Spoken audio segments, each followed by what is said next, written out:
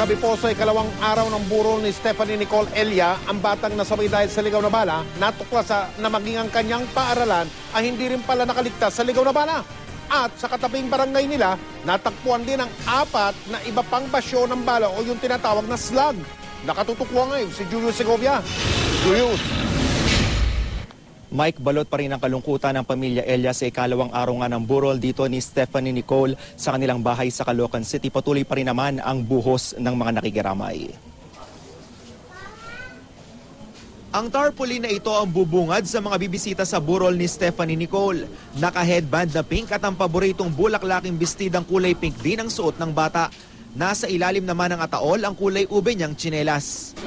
Ang bunsong kapatid ni Nicole na si Ken, di pa raw lubusang nauunawaan ang sinapit ng kanyang ate. Hindi ka namin alam kung paano namin anong approach namin sa kanya para man lang masilip man lang niya yung ate. Talagang ayaw niya tignan para. Hindi daw yan ang ate niya. Ate daw niya nasa ospital pa. Dumalaw naman ang mga kaklase at guro ni Nicole sa burol. Dama rin sa kanila ang kalungkutan at panghihinayang. Siyempre malungkot ito kasi noon sabi ng mama niya, umiyak siya.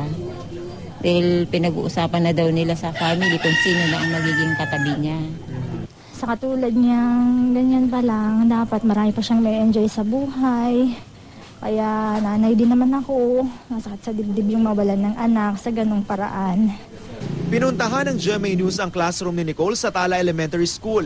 Wala ni isang kamag-aral ni Nicole ang pumasok. Maging ang paaralan, di nakaligtas sa ligaw na bala.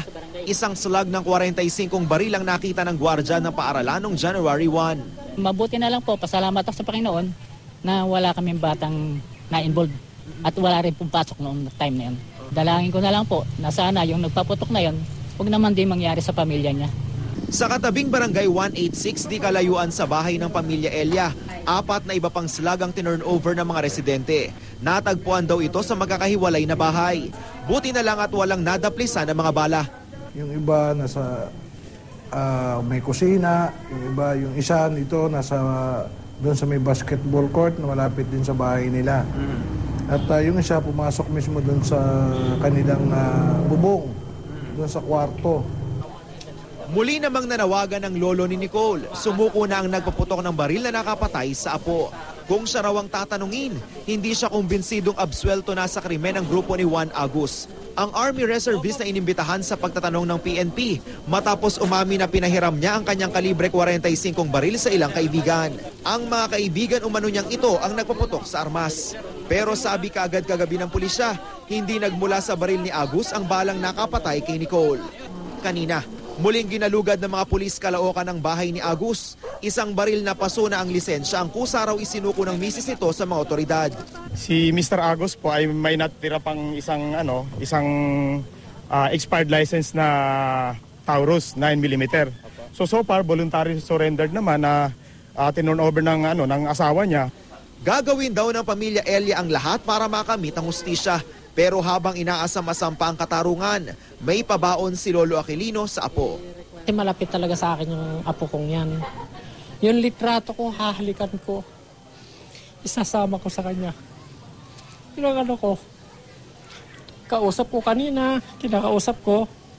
Sabi ko, apo, ang mga tulong na pinansyal, hindi maipapalit sa kaligayahang inano mo sa akin.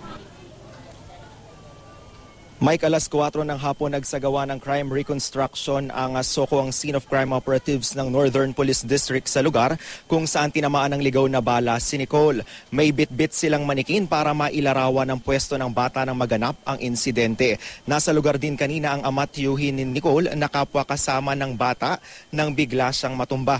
Malaki raw may tutulong ng crime reconstruction para matunton ang pinanggalingan ng ligaw na bala. Samantala, Mike, nagpaabot din naman kanina ng pakikiramay si Education Secretary Brother Armin Luistro. Personal siyang bumisita dito sa lamay ni Nicole. Wala pa namang pinal na desisyon ng pamilya kaugnay sa libing at ayon sa amang si Jay, posibleng sa Biyernes o sa Sabado ang libing ng bata sa Bulacan. Inaayos pa raw kasi nila ang puntod nito. Yan muna ang latest mula pa rin dito sa Caloocan. Balik sa'yo, Mike. Julius, hanggang sa puntong ito, nasaan si Ginoong Agos at yung mga iba niyang mga kasama na dinala ng pulis kagabi? Nandun pa ba sila sa Caloocan Police o sila ba ay pinauwi na at pinalaya na? Julius? Actually, Mike, ang huli nating impormasyon sa mga pulis, ang mga grupo nga nitong si Ginoong Agus ay nandun sa police station, Mike. Kanina kasi nung pumunta dito yung mga pulis para galugarin yung kanilang bahay, yung mga taga NBI lang at saka yung mga pulis Caloocan yung pumunta doon sa lugar para tingnan nga yung kanyang bahay kung may mga naiwan pang baril dahil sa impormasyon nila ay mayroon pa raw pag-aari itong si Ginoong Agus. At yun nga, kusa naman do isinuko nitong misis ni Ginoong Agus yung isa pang natitirang isang 9mm na baril, Mike. Maraming salamat, Julius Segovia.